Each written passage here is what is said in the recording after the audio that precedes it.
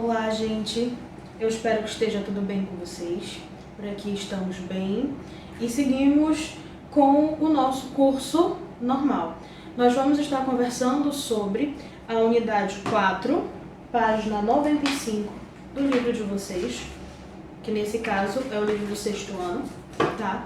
Mas não é porque é o assunto do livro do 6º ano que não vai servir para as demais séries, até porque no 7º ano nós também estamos vendo classe de palavras, ok? Hoje vamos conversar sobre os substantivos, as suas funções e classificações. Dentro de sala de aula, nós fizemos uma breve introdução sobre o que é o substantivo e como nós podemos identificar essas classificações, ok? No livro de vocês, nós começamos com algumas atividades e muitas dúvidas chegaram até mim. Por isso decidimos trabalhar o assunto substantivo. Ok, então, como dito em sala de aula, o substantivo nomeia seres, pessoas, objetos, sentimentos, vontades, desejos. Tudo aquilo que tem nome é o substantivo. O nome é o substantivo e o substantivo é o nome. Se você nomeia a cadeira ou alguém nomeou uma cadeira ou uma caneta, isso é um substantivo. É o substantivo, é caneta. Então, se você nomeia uma cadeira ou nomeia uma criança quando nasce, você está atribuindo um substantivo ao objeto, cadeira, ou à pessoa, que é a criança que acabou de nascer. Dentro dos nossos conhecimentos sobre o substantivo, temos a primeira classificação, o próprio e comum. O substantivo próprio é aquele que nomeia um ser específico. É o nome de pessoa, o nome de uma cidade, de um país, de uma autoridade religiosa ou governamental. Então, nós falamos que todo nome que designa algo em específico é chamado de nome próprio. É daquele ser e designa apenas aquele ser. Por mais que nós tenhamos vários nomes iguais, nós tenhamos pessoas que possuem o mesmo nome, vai sempre designar aquela pessoa. Nós vamos atribuir a elas outras características que já é um novo assunto, que são os adjetivos. Mas, a partir do momento que você ganha um nome, você tem um nome que é seu. Logo, ele é chamado de nome próprio. Iniciado com letra maiúscula, independente da posição dele dentro de uma frase, de um período, de uma oração. E nós temos também, em contraposição, os nomes comuns. Como exemplo, caneta, cadeira, livro, caderno. Então, nós nomeamos os seres comuns de uma forma genérica. É diferente de você atribuir um nome próprio daquele ser. Dentro também das definições de substantivo, nós temos os substantivos, o substantivo abstrato e o substantivo concreto. O substantivo concreto é aquilo que nós podemos tocar, é material, é aquilo que nós podemos usar, pegar, tocar. É aquilo que é real. A caneta, novamente, o celular, a pessoa, alguém, é concreto. O abstrato já é aquilo que você não pode tocar. É sentimento, desejo, vontades. São coisas irreais. Não é propriamente do imaginário, mas também pode ser atribuído ao imaginário os substantivos abstratos. Só que nós, como seres humanos, nós somos carregados de sentimentos, desejos e vontades.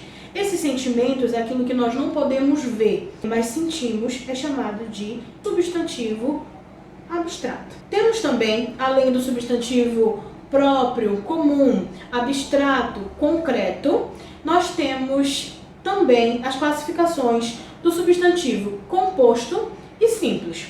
O substantivo simples, ele apresenta apenas uma palavra para dar significado a determinada coisa. E o substantivo composto, nós temos duas ou mais palavras para nomear ou dar significado a alguma coisa. Por exemplo, no substantivo simples, eu tenho a caneta. No substantivo composto, eu teria o porta-caneta. É um objeto apenas, só que eu tenho duas palavras, eu tenho dois radicais para nomear apenas um objeto ou um ser. Nós temos dentro daquilo que nós conhecemos como substantivo coletivo, que é aquele que nomeia o conjunto de um ser. Por exemplo, eu tenho uma alcateia, que é um conjunto, que é um grupo de lobos. Eu tenho o molho, que é um conjunto de chaves. Eu nomeio, eu dou apenas um nome para um grupo de coisas, seres ou pessoas. Se eu tenho uma biblioteca, eu tenho vários livros reunidos em um só lugar. Por isso é chamado de substantivo coletivo, porque parte de um grupo, de um conjunto, mas que recebe apenas um nome. Gente, dentro daquilo que nós conversamos sobre os substantivos próprios, que nomeiam um ser específico, o comum, que nomeia seres de forma genérica, falamos também sobre os substantivos compostos e simples. O simples é uma palavra que designa uma coisa apenas, um objeto, um ser, uma pessoa. E o substantivo composto é aquele que tem duas ou mais palavras para designar apenas um objeto. Bom, já falamos sobre os substantivos comum e próprio, abstrato e concreto, assim como falamos do simples, composto e do coletivo. Faltam duas classificações que está na página 98 do livro de vocês, que fala sobre os substantivos primitivos e derivados. Gente, para que nós possamos falar sobre substantivo primitivo e derivado, nós precisamos relembrar um outro conceito, que é o conceito de formação de palavras, que é o radical. O radical é a parte da palavra que não muda, mesmo que eu coloque um sufixo ou um prefixo nessa palavra. Então, a partir desse conhecimento, o substantivo primitivo é a palavra que dá origem a outras palavras. Ou seja, o substantivo primitivo é aquela palavra que dá origem aos substantivos derivados. Como assim, professora? O substantivo primitivo é a pedra. E o substantivo derivado é o pedreiro, pedraria, empedrado, empedrar. Então, a partir do momento que eu tenho uma palavra que dá origem a outras palavras, eu tenho o substantivo primitivo. A partir do momento que eu crio novas palavras, que eu tenho novas palavras, eu tenho substantivos derivados. Eu espero que vocês tenham compreendido não apenas a definição, mas a função e o uso dos substantivos. As demais dúvidas nós estaremos tirando, sanando nas redes sociais, nos nossos grupos. Eu estarei entrando em contato com vocês e nós vamos juntos resolver as atividades da página 95 à página 105 do livro. Qualquer dúvida, eu estarei no grupo para atendê-los. Muito obrigada e espero que vocês tenham compreendido a nossa aula de hoje.